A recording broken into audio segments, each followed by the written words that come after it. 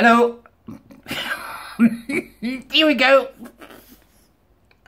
I have seen some fast-moving media trains in my time, but this one's gone at the speed of light, and it's glorious. I'd like to say a hearty hello and are you okay, hun, to NatWest Bank. You disingenuous financial floofers. Here's the story in case you're not up to speed with this glorious situation, which unfortunately has a very dark edge to it. Nigel Farage, right? Not a man to be messed with, mind. You'd think, no, let's not poke the Nigel. He's not a man to be messed with, right?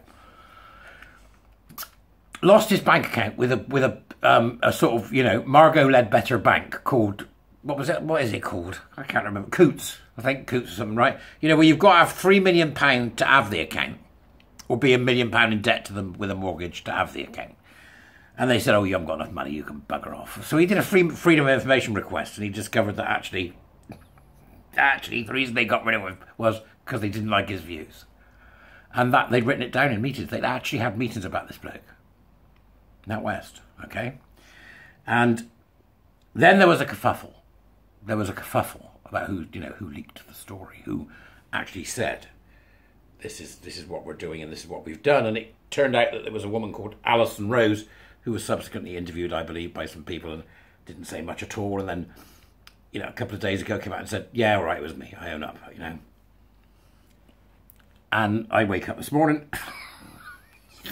to the wonderful news. She's gone.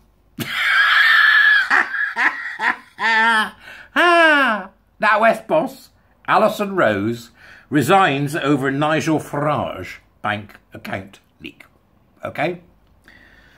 Somebody's got Mo. We've got to have her, you know, with a smile on her face and an actual leak in her hand, haven't we? A bank account leak. A leak with the NatWest logo on it. Dame Alison, right? So the bank called the resignation a sad moment. Really? I'd call it gross misconduct. I'd have called it possible criminal activity. I'd have called it breaching the trust of the bank. I would have called it bringing NatWest into disrepute. And they're calling it a sad moment. I believe she's a full-on critical social justice nutter, by the way. Go and have a look, see if you can find out about any of her fruit loopery, because I bet you it's out there. Right? We should be a bank with a huge social conscience. You know? In order to be better, we will persecute our customers by, you know, illegally using information that we shouldn't use. Breaching data protection. I think it's a very serious problem. We'll come to that in a bit, though. Let's go through the article first and see what it's got to say. The bank called the resignation a sad moment, while Dame Alison thanked colleagues for all they had done to grow the business in the 4 years she was chief executive. NatWest chief executive Dame Alison Rose resigned after admitting to being the source of an inaccurate story about Nigel Farage's bank account. Her 4-year tenure as chief executive has ended in ignominy. Over her admission that she had discussed Mr. Farage's bank details with a BBC journalist. Both Number 10 and the Treasury had raised concerns about Dame Alison's position. Sky News understands. Nigel, go on Nigel, then chips in. Mr. Farage has said the resignation of Dame Alison is a start, but the whole board needs to go. Sir Howard Davis, chairman of the NatWest Group, said the board and Dame Alison agreed by mutual consent that she would step down from the role. I think that should actually say Sir Howard Davis, chairman of the NatWest Group, said the board and Dame Alison agreed by mutual absolute panic and fear that she should step down from the role. What have you done? Step down! But I was only talking over a Chablis and a cheese board. Step down! Glorious, glorious.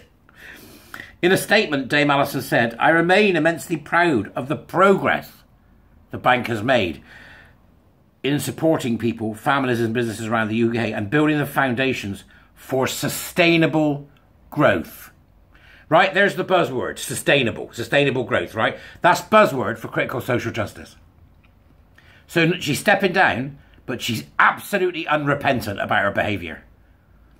That she's behaved like some, you know, East German mole circa 1953. She's absolutely unrepentant. I'm proud of sustainable growth, which involves critical social justice and all the other shit that comes with it. She's proud of it. My my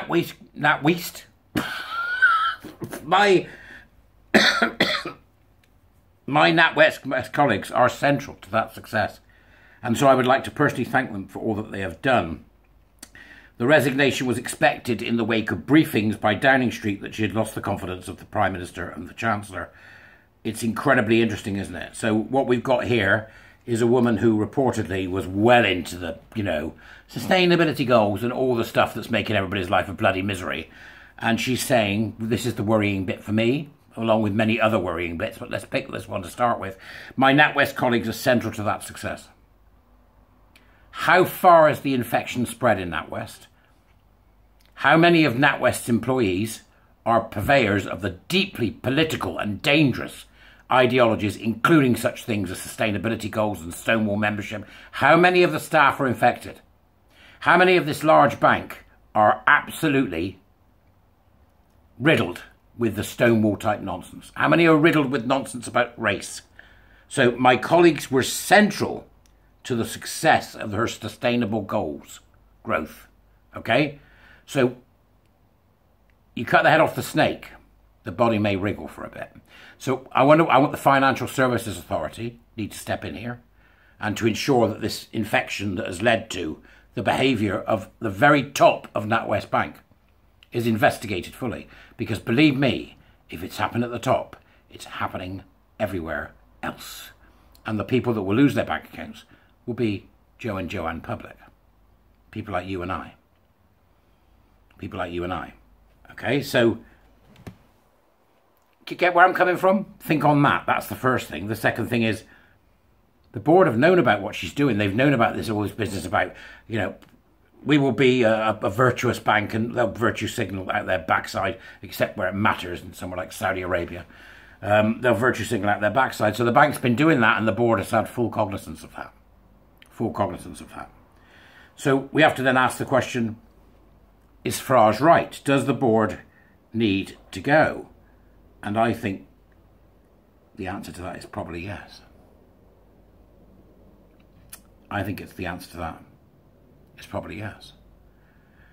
On the NatWest Careers website, if you were of a mind to go and investigate, you will find that they are, of course, building an inclusive bank.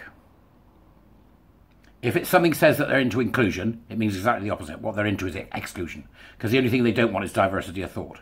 By understanding the needs of our colleagues, they say on that website, we attract even more great people to work here. We hire the best people for the position on offer, regardless of gender, race, culture, creed, or physical abilities. And we always will. So you'll hire the best people based on that, but you get rid of the bank accounts of the ones who don't agree with you. I don't believe this statement, NatWest.